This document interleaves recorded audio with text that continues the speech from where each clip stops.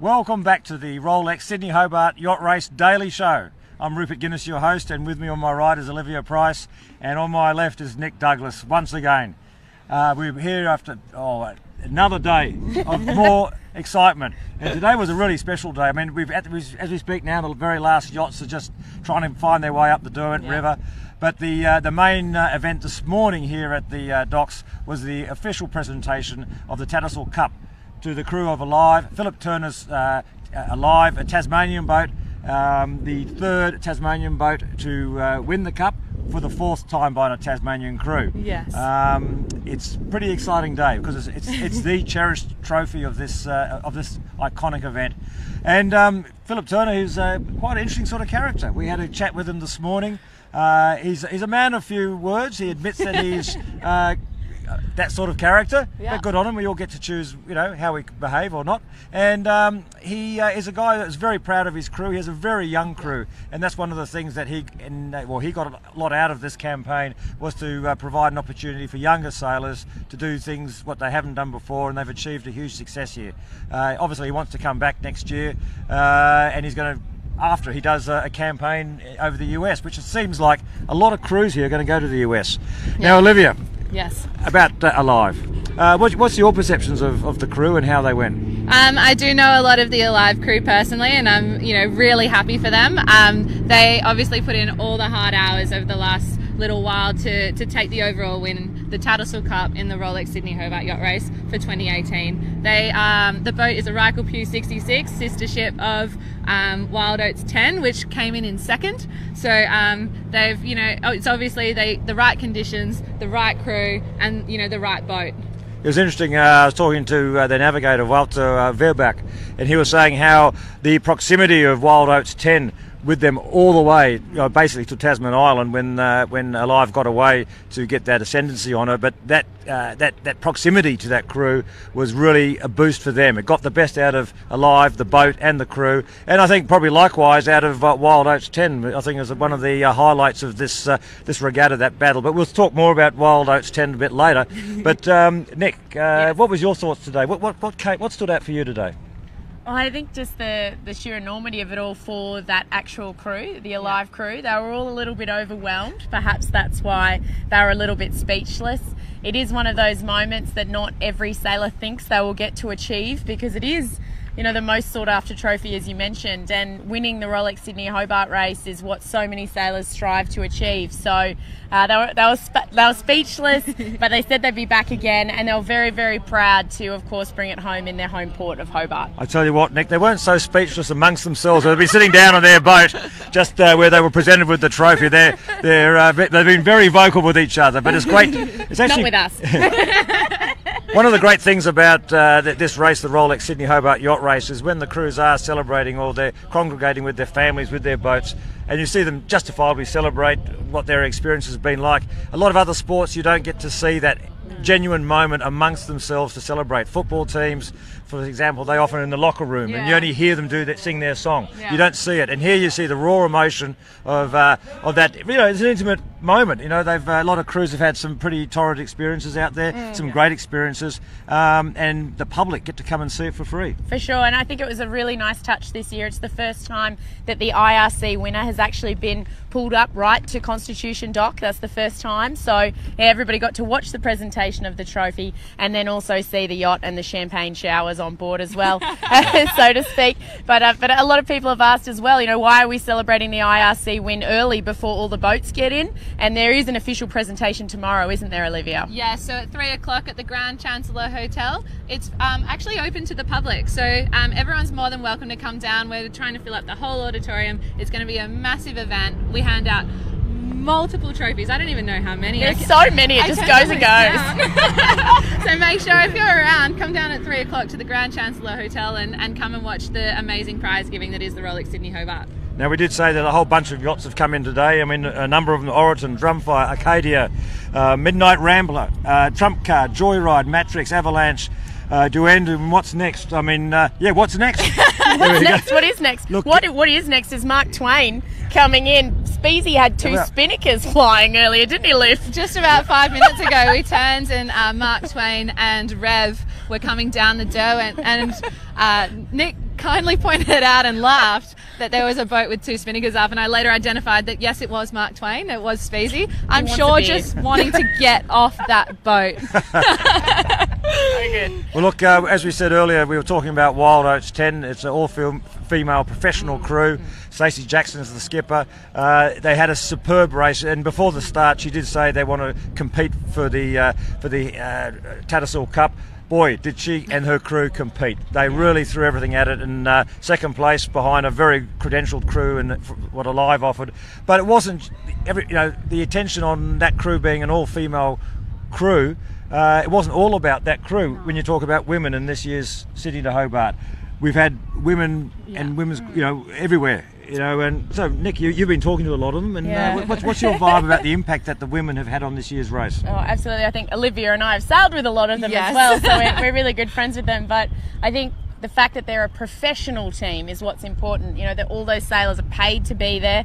They're matching it with professional men's crew, and that's really what's important. But also the fact that it was called Ocean Respect Racing. They're backed by 11th Hour as well as the Oatley family, and the 11th Hour program is all about sustainability, trying to minimise the use of single-use plastics. They've encouraged everybody that's been involved with the Rolex Sydney Hobart this year, and everybody that's following, to not use coffee cups, to use their keep cups, to not use single-use water bottles, and to really try and make a difference. I know Stacey Jackson said before the start that there's 7 billion people, or however many are on the planet, and if every single one of those didn't use a single-use plastic just for one day, that's how much plastic we've saved. So, that was the message that was behind that team, and all credit to them for doing that, not just in the amount of campaign messages that were involved and the amount of publicity stunts that they did. They backed it up with a fantastic performance, coming second on IRC, which was just absolutely brilliant. And I was there with them from the iron pot all the way in. The smiles on their faces were just massive, and it's been fantastic to share that message with the world.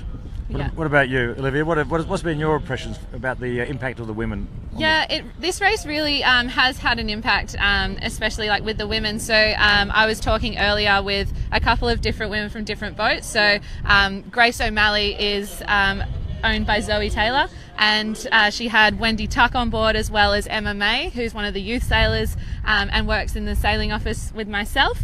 And they had a massive battle up the Derwent earlier this morning with Sail Exchange and West Australian entrant Enterprise, and it was actually fascinating to watch, and really cool to see that the women are really hitting it out with the guys, and it's not just about being a woman but being equal and being taken the same way. So Enterprise got them over the line, but Grace O'Malley is looking to take out their divisional win in Division 3 in IRC. They're sitting at the top at the moment, so stay tuned and we'll find out tomorrow who all the divisional winners are, so make sure you keep watching. I also spoke with Wax Lyrical whilst we were at the CYC earlier before the start, and Les Goodridge is a massive supporter of females in sailing as well as youths, but had half female on board Wax Lyrical this year, and they're sitting at the top of the PHS division, so it really is about the women this year. Absolutely. There we go. Well, you spoke to them before, right? And yes. We have an interview. Perfect. Let's have a look. I think it's about time we listen and watch. Perfect. So down here with Les Goodridge of Wax Lyrical, I want to talk to you about your crew, because you're very much into bringing youth, women and Corinthian sailing back to the Rolex Sydney Hobart Yacht Race. Tell me about your crew. Very, very much, the youth is an important part of it.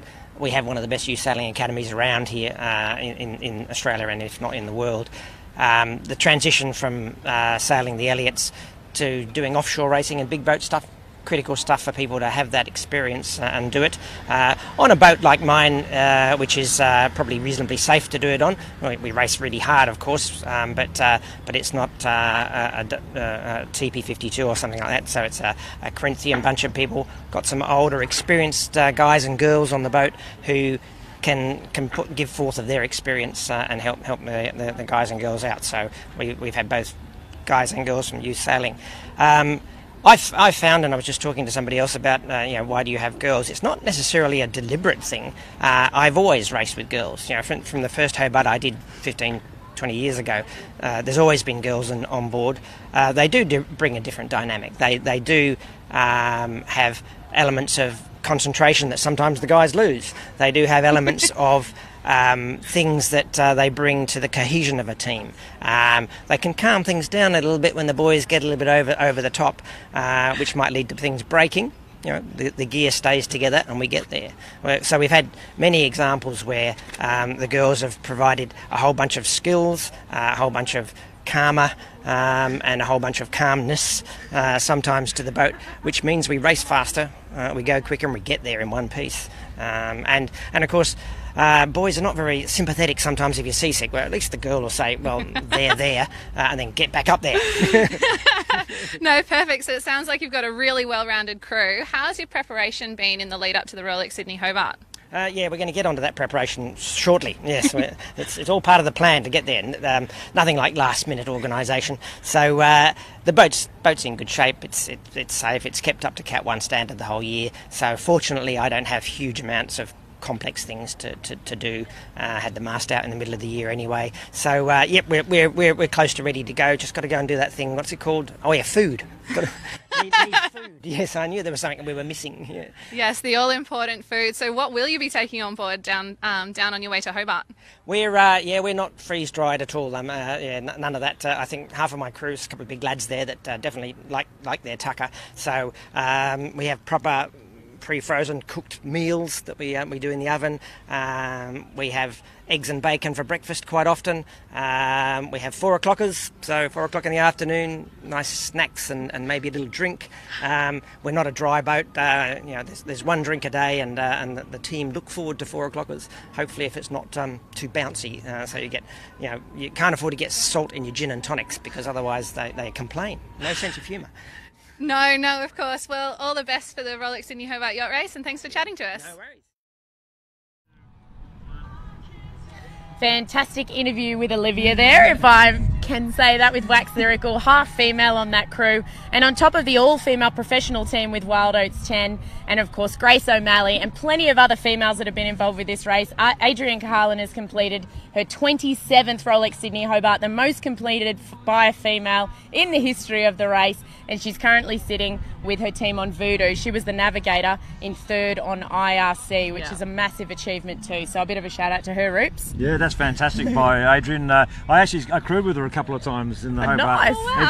And I hadn't done anything, and she was really good at helping me go from absolutely zero to being able to do a little bit. I mean, and she really is a great person in coaching and sailing, and so chapeau to her tonight, and look forward to seeing her later tonight, hopefully, and maybe raise a glass for her. Absolutely. Now, as we're talking now, I think Olivia, there's only about 4 boats still left there. So get my maths right. You know, my maths is never good.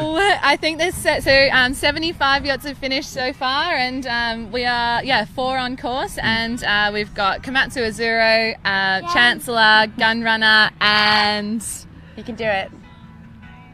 One other. I've forgotten. I'm really sorry. I had it here. That's right, one other. It'll be fine. It'll be fine. Yeah, so it looks like that one other will probably come in just after midnight, because we were talking beforehand how great it would be if they all got in before on the 30th. Yeah. Whatever. It's still we're a long way from that. The Derwent can change any time. Exactly, can't it? So we know that. We won't start predicting it. But as you can see, the show is not over yet. Behind us, people are still coming down here, and it's still daylight. It's beautiful sunshine here. A nice little breeze, so you don't get too hot. A lot of activity still going on at the Rolex Sydney Hoabrt Yacht Race Village, Hoabrt Village. And so it's still not too late to come down and savour some of the experience of this great race and what it offers. Things are getting to an end, though, sadly. Like all great things do come to an end. Yeah. It's not over yet, but you sense this sort of the feel that the conclusions, there's still some conclusions still to be sought, are being answered and found. Today was otherwise a stress-free day for people here. Yeah. It's a day of celebration, day of joy. And what's great, one of the great things about this Rolex Sydney Hoabrt Yacht Race is that it just comes on the eve, or finishes on the eve of New Year's Eve. So the celebrations continue. And I can tell you the celebrations down here in the Hoabrt Village tomorrow night are going to be insane. There's band, it's the best place to see, all the fireworks, everyone's on their boats, so make sure you come down and celebrate with us. So I'm afraid that's probably going to have to wrap it up for tonight. But thanks as always for watching us on the Rolex Sydney Hoabrt Yacht Race Daily Show. Of course, you can still continue to follow us right to the very bitter end. We've got all our coverage up online on social media. Just go to hashtag Rolex Sydney Hoabrt or our website www.rolexsydneyhoabrt.com. There's news, views, interviews, everything, results, data, history. It's still up there and it's still not over. So feel free to go there. Otherwise, just come down here before the sun sets and the day turns to night. But I guess at the end of the day, it comes to the moment to say on behalf of Olivia Price and Nick and myself, Rupert Guinness, thanks very much for joining us and have a great night, and also prepare well, safe well, and rest up for New Year's Eve. Yes, exactly. Happy sailing, and stay tuned for the 75th Hoabrt. Bring it on.